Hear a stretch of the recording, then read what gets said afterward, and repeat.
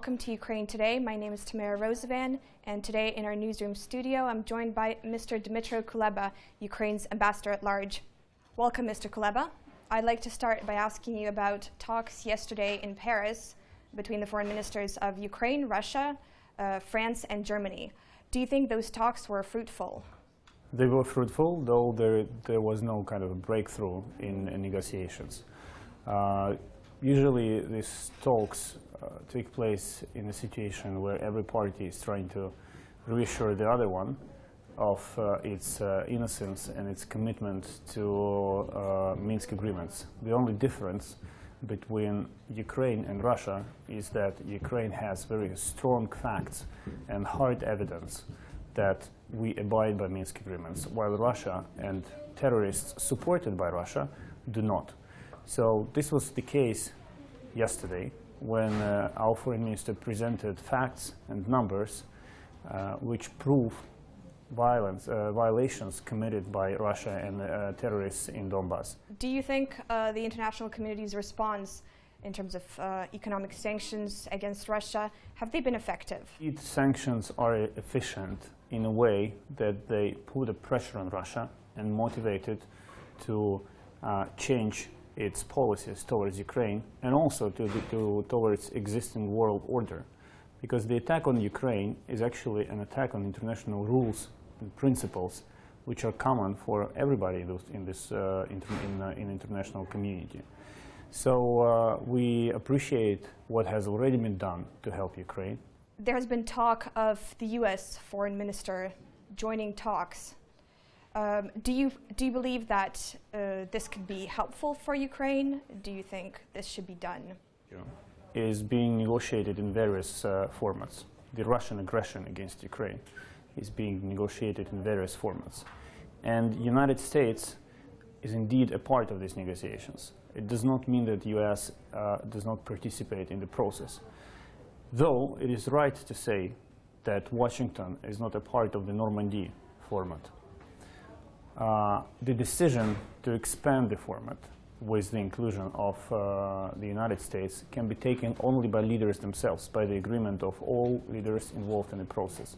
But it does not mean that we do not enjoy support coming from Washington, or we somehow undermine the role of the United States in finding the solution to the conflict. The conflict in East Ukraine has plunged relations between the West and Russia to Cold War levels. Now, does the Ukrainian government understand what's potentially at stakes in terms of a wider conflict? It is Russia who has to understand the consequences of the aggression it launched in 21st century in the heart of Europe. Ukraine is not bearing the responsibility for what is going on in a sense that we defend ourselves. We do not try to change the existing rules. We do not try to destroy the existing security system in Europe and global security system. So it's Russia who has to calculate if there is still room for mathematics and strategic forecasts. Then it's Russia who has to understand that it's pulling the world to the edge, pulling it back in the conflict area, which means trying to change the tide and work against the history. I'm sure that international community and Ukraine, by their strong and committed approach to the conflict, will not let Russia destroy the existing international system.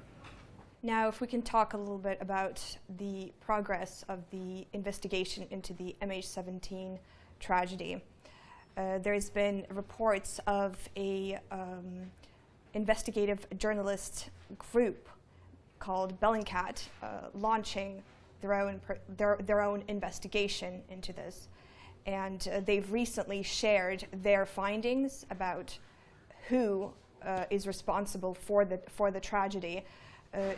They have shared this with the Ukrainian government, their findings, some of their findings. Can you talk a little bit about that, and can you talk a little bit about what Ukraine specifically has found itself?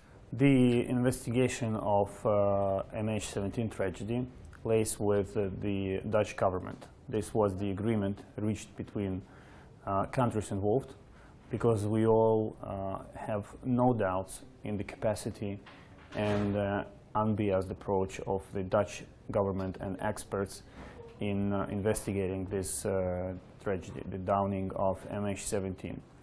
We're still waiting for the final report to be issued.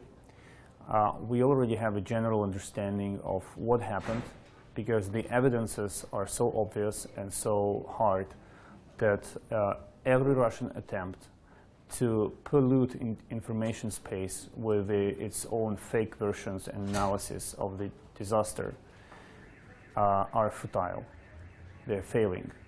And the Bellingcat report it's an open source intelligence report, and I will make an emphasis, it's an open source.